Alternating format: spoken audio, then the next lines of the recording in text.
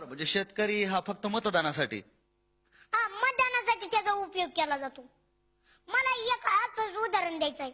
आज ऊस तोडायची पोरं बघा, काय त्यांची अवस्था आहे राहू. राहायला घर नाहीत, आपल्या शेतकऱ्याला राहायला घर नाहीत. हा, लेकरा बाळाचे किती हाल होतात असं मला सांगायचंय.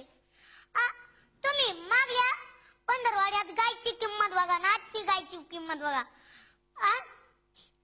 आज तुम्ही सांगा, दुधाला बाजार नाहीत, शेतकरी खटकाला गुरं देतोय, खटकाला गुरं देतोय. तुम्ही सांगा, आज 20 रुपयाला पाण्याची बॉटल आहे आणि दूध 10 रुपये लिटर आहे. मग आज सांगा, पैलवान करायचं असला तर दुधाची गरज आहे का पाण्याची? बरं, आता मला दुसरा एक प्रश्न असा विचारायचा आहे की सध्या नरेंद्र मोदीचं जगभर नाव सुरू आहे. नरेंद्र मोदी भारताचे पंतप्रधान झाले आहे. तर आता नरेंद्र मोदी तरी देशाची परिस्थिती बदलतील असं वाटतं तुम्हाला? काय दिसतं चित्र? अहो, मी काय सांगतोय, कुणाला चालू नका मध्ये बर का. आम्हाला कुणाच्या आशा नाही, आम्हाला फक्त सरकारला आम्हाला जागा करण्याचा प्रयत्न करायचंय. सरकार असं का करताय बरं? इथून मागची पिढी गेली, आमच्या पिढीचं काय होणार आहे तुम्ही सांगा.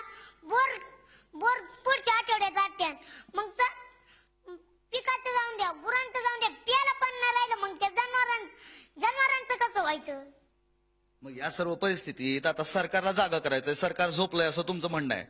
मग या सरकारला जागा तरी कसं करावं बरं? आमच्या बर का, सरकारने आम्हाला पाण्याचं नीट दिलं पाहिजे, पाणी दिलं पाहिजे, वीज दिली पाहिजे. वीज तर रोज दिला पाहिजे. अहो, वीज मस्त आहे, पण आज वीज गेली तर डायरेक्ट महिन्याने इजाला भेटायचं मला, ही काय पद्धत आहे वय? आणि पाणी आज भरलं तर पुढच्या आठवड्याला टाट्या मस्त बांधल्यात, पण आज पाणी भरलं तर पुढच्या आठवड्यात पाणी यायचं म्हणल्यावर कसं व्हायचं? मग गावाकडे कसं चालतं सगळं? पाणी येणं, लोक कसं करतात? वीज नाही, पाणी नाही, अभ्यास कसं करायचं, शेतीला पाणी कसं द्यायचं, काय चित्र बघता तुम्ही? बरं तुम्ही सांगा, मी मान्य करतो आमचं बोकड गाव आहे, पण बोकड गावात माणसं राहतात का नाही? बरोबर. सरकार किती आमच्या आई बापाचं मरण घेणार आहे, अजून किती मेला मरणार आहेत आणि किती मारणार आहे, किती मेल्यावर शांत होईल असं सांगा ना तुम्ही राव. आता कालचं उदाहरण, 2 आठवड्यापूर्वी 90 रुपये बाजार होता कांद्याला आणि आज शेतकऱ्याचा कांदा आडायचा 10 रुपये बाजार. का बरं? शेतकऱ्यांनी कोणतं एवढं पाप केलं? आता तुम्ही म्हणता तुम्हाला राजकारणात जायचं नाहीये, मग या सर्व परिस्थितीत आता तुम्हाला हे चित्र बदलायचंय, कसं बदलाल तुम्ही? बघा, पहिला मुद्दा, आम्ही कलेक्टर होणार आणि 1% कलेक्टर होणारच. कलेक्टर झाले आम्ही. सर, एक पहिला मुद्दा असा आहे, काही शाळेंना असं काहीच नाही. ती काय म्हणते, शाळांना सुख सुविधा नाही, सुखसुविधा नाही आणि काही ना ग्रँडच नाही. अच्छा, ग्रँड नाही. हा, सुख सुविधा तर जाऊन द्या, पण काही शाळेंना ग्रँड नाही, अजून ग्रँड. बरं, आणि मग त्या शिक्षकांना शिकवायचं कसं, काय करायचं?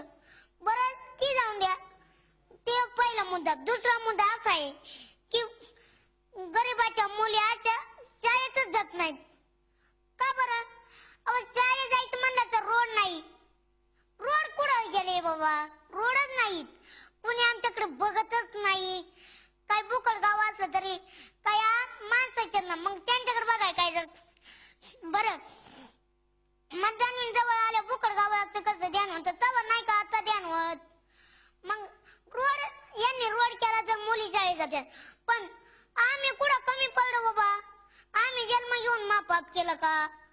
आम्हाला जायला आलं तरी इच्छा नाही. तुम्ही ऐका, माझं घर आमची मादेवाडी तिथून 3 किलोमीटर आहे.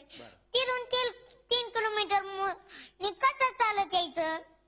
आज गरीबाची अशी अवस्था झाली की पोराला शाळेत जायलाच पैसा नाही. आज कांदा गेला तर पट्टी रोग नाही आणि पट्टी आली तर झिरो. मग शेतकऱ्यांनी गळपास घेईन का नाही? बरोबर आहे घनश्यामराव, मला सांगा, मग सध्या आता ही परिस्थिती तर लय वाईट आहे. तुम्ही म्हणता राजकारणात बी जायचं नाही, पण ही परिस्थिती बी बदललीच पाहिजे, बरोबर आहे की नाही? तर मग सध्या आता ही परिस्थिती, तुमचं लय नाव आहे गावाकडे, तुमचं लोक ऐकतात, मग ही परिस्थिती बदलण्यासाठी आता तुमचे काय प्रयत्न सुरू आहे सांगा बरं मला. सध्या तुम्ही गावागावात सभा घेता, लोकांशी बोलताय, गप्पा मारताय, बरोबर? मग यातून लोकांना काय सांगताय तुम्ही? ऐका मामा, लोकांची सभा घेतोय, पण ही सारा पोर खेळ झाला का नाही?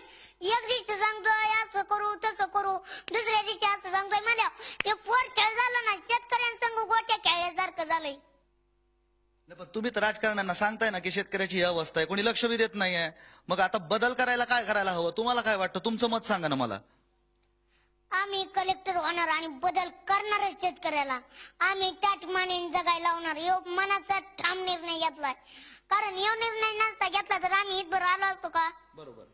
आम्हाला वाटत होतं सरकारला उशीर करून द्या तीच असे. झी 24 तास रहा एक पाऊल पुढे.